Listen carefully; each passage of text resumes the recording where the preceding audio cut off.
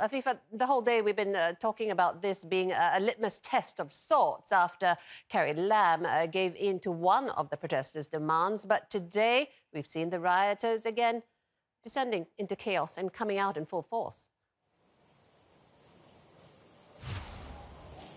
That's right. It's been a whole day of chaos and confrontations with the police. What started off as a peaceful rally calling for international support, especially from the support of U.S. lawmakers who will table a bill, the Hong Kong Human Rights and Democracy bill in Congress when they sit tomorrow, has morphed into scenes of chaos. It's the situation has calmed down here where I'm at in Causeway Bay. There were more than 100 riot police who were on this street earlier, about half an hour ago.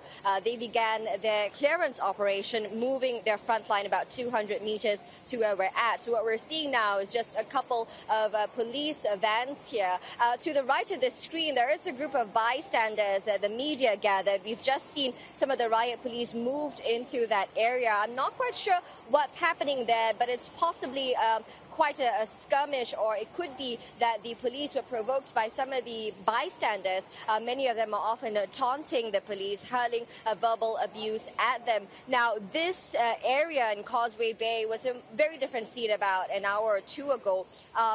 Back about 200 meters from where we're at, initially the police had cordoned off that junction in front of Sogo. Now, Sogo is a very popular department store here in Causeway Bay, which, as we know, is a very popular shopping district in Hong Kong. But when we got here at about 7 p.m., there were no more protesters in sight yet. There was still a lot of riot police and just shoppers and bystanders in the area. So protesters have fled. That's because the police had deployed cans of tear gas to disperse them. So they're no longer in Causeway Bay. We know that the riot police have done their clearance operation.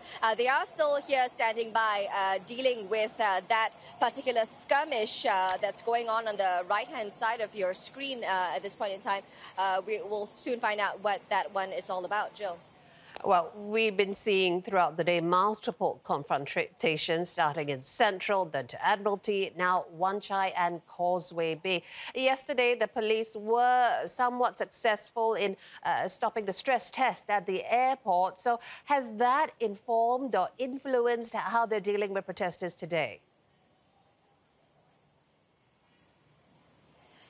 That's right, Jill. Well, a lot of the messages or how these protests are being organized among the protesters are through social media apps.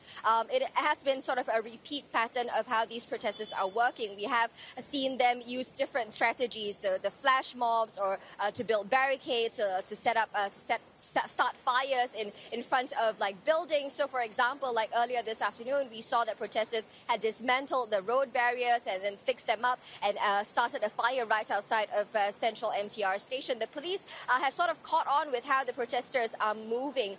It seems that in the last few weekends, the protesters have been quite spread out. And this weekend alone, for example, on Friday, we saw the protesters disperse to many areas as they did yesterday. Even though it was quite concentrated in the Mong Kok area, the protesters had targeted different MTR station and police stations in the area. And it's the same today. You know, the rally to call for support from the United States had started out at Cheta Garden in Central, and so protesters had marched to the Consulate General, the U.S. Consulate General, and returned back to the Central area. But then they dispersed to Admiralty, forcing that MTR station to close, and then they dispersed to Wan Chai, and then they moved eastward to where we are here in Causeway Bay. So really, the police do understand how the protesters are working. They're a lot more well prepared. They do have a lot of riot police stand by at different areas, especially in areas where protests are set to take place. So right now, though, they have cleared out this area, and we understand that the police are moving further eastward. We know that some of the police vans are stationed at Fortress Hill MTR, where they were expecting that some of these protesters were moving to.